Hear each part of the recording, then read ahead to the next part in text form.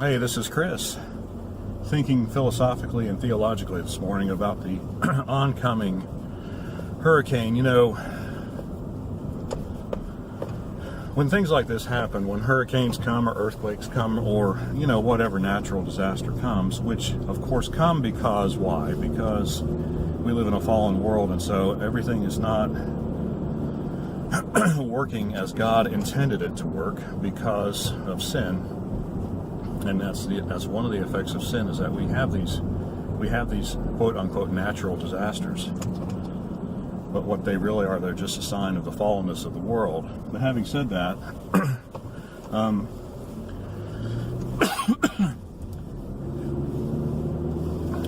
like when you're going through, like I look at Weather Underground to get my weather news, and I filter out the global climate change stuff and just try to focus on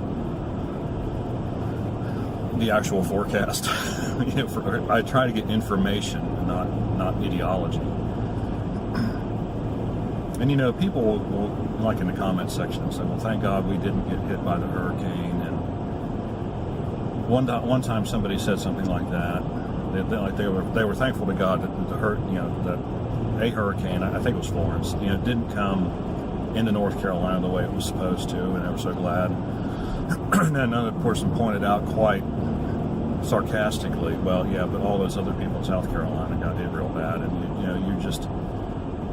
you're just an idiot," and blah blah blah. And it's like, of course, that kind of comment doesn't get moderated out; it gets left. But it is a good point. You have to realize, a mature Christian will realize, right, that there's a hurricane coming, and you can pray to God, and you should, for some mercy, and that the storm might go somewhere else. But if you're mature about it, you understand if the storm goes somewhere else, then someone else's prayers are going unanswered, right? And so it's one of those things that's always in the back of my mind when I'm asking God for something, and in a situation like this especially, that it really is a zero-sum game. Somebody is going to get hit by that hurricane. And those somebodies aren't any less valuable to God than the somebodies who don't get hit, And I'm talking about believers here. The non-believers don't care. And so there's really no concern, except when they can make snarky comments about what Christians say. So I think we have to think about that. We think about why things happen to certain people and don't happen to other people, and is life fair, and this and that and the other. And all of those kinds of questions are good to ask, but really the ultimate answer to all of this is not what happens in this life on this planet at this particular time. What matters is, what is your eternal destiny? That's what matters. The Apostle Paul suffered a great deal for his missionary work for Christ, especially at the hands of the Jews, but the Romans too. And what did he have to say about that? He said, "Well, it's just a light thing, in view of the eternity that he was going to have in heaven, in New Jerusalem." I mean, that's where all believers are headed, right? In light of that eternity, these things that we experience now are light and momentary. That's what it was. It was light and momentary affliction, and that's where the answer is. The answer, and so it's like we pray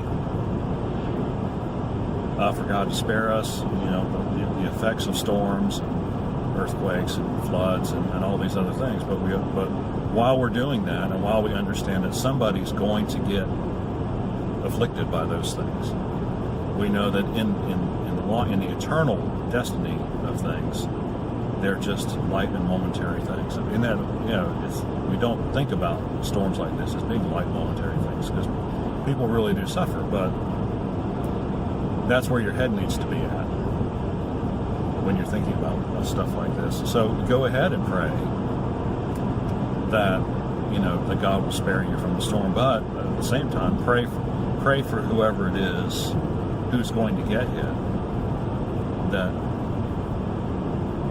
that their suffering might be ameliorated, at least to some degree, and that they might just be saved. And then that's what's really important. And so then if they die, there is no loss. There is nothing but a gain for the kingdom of heaven. I mean, that's how you should look at it. And yeah, I think I've pretty much wrapped up that thought. That's how you look at it. Doesn't make going through it any easier. Doesn't mean that suffering is any less real.